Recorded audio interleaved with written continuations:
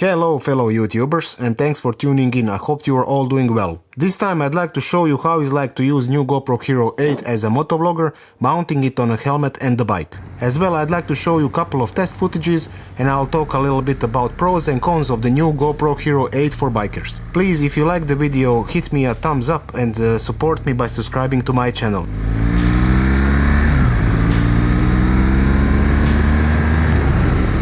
So the cheapest way to get your hands on the new GoPro Hero 8 is by using GoPro's Trade program. By using the Trade program you can save around 100 euros or dollars depending on the region you are coming from. The program is only available in Eurozone and America for now, and it's fairly easy and straightforward to use, at least in a theory.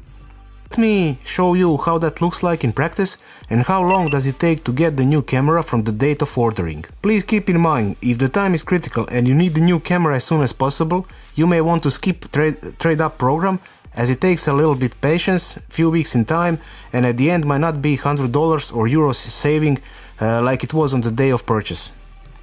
So if you decided to wait a bit longer and save a couple of coins like I did for example, here is what you need to do to be able to trade your old camera for brand new GoPro Hero 7, 8 or recently GoPro Max.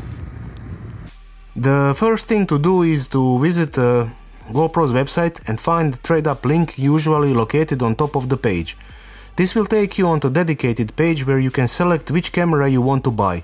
As I said previously, it can be Hero 7, 8 or recently Max. Following, you'll need to enter your personal details like a name and address and card details. Your card won't be charged right away.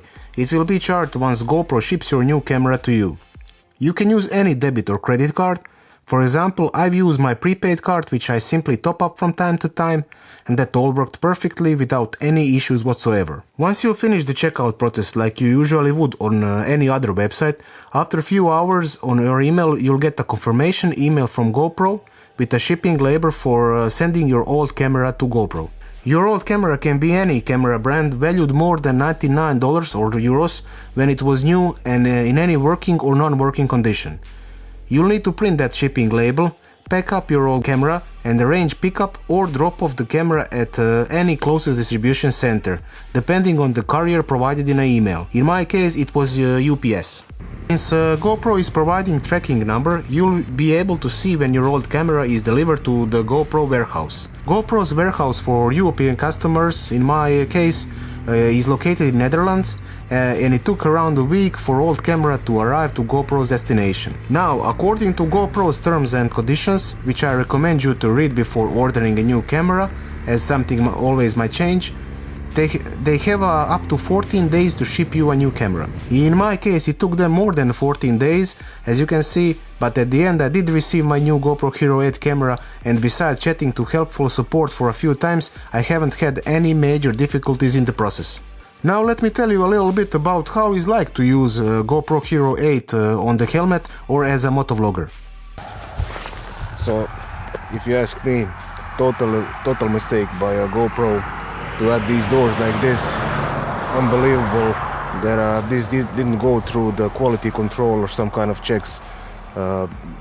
They require, if you want to use external mic, you need to plug it in the camera, but they haven't made a hole to add a mic adapter. GoPro decided to change slightly Hero 8 compared to previous models. New camera has fantastic video quality because of higher bitrate, and the new Hypersmooth 2.0 stabilization works truly incredible. Video is natural, realistic and battery smooth. As well, shooting modes are improved, and I have to say I pretty much like ability to use multiple profiles to switch between shooting modes quickly. However, one thing I really don't understand. I simply don't understand the need to reinvent the wheel, or better to change something that was working fine just for sake of changing, but let me clarify that.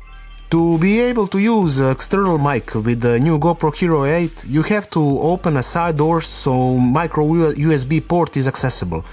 Now, if anyone can explain, and please leave a comment below if you know, what GoPro was thinking, how will this camera work if a camera is mounted on a helmet? I'm quite surprised how this passed quality control if there was any in the first place. Another thing is, what if camera lens gets damaged? How GoPro picture fixing that? For now looks like whole housing needs to be changed, which is ridiculous for an action cam. And finally, why we can't use batteries from previous models, even though this one explains a lot about company culture and the direction they're taking. Personal opinion is GoPro was in a hurry to launch this year's model, and they were focused more on getting the camera out than considering all aspects people need while using the camera. So I have to say I'm a little disappointed from that side, but as I previously said, picture quality and stabilization is definitely better than on previous models. I did maybe had high expectations from new GoPro Hero 8 camera, but GoPro as a market leader should consider improving on wind noise reduction and battery life as well in upcoming models. And finally, don't let this put you off from buying a new GoPro Hero 8. Think what you really need that camera to do. If it's a picture quality, then go for it. If it's a ease of use, maybe Hero 7 Black is a better option for bikers. For now, considering availability of third-party accessories are still limited with new GoPro Hero 8. And that's all, folks. Many thanks for watching, and please, if you find this video valuable, don't forget to hit me with a like or subscribe, and I promise I'll keep my videos honest and to the point like I always do. All the best and talk to you all soon.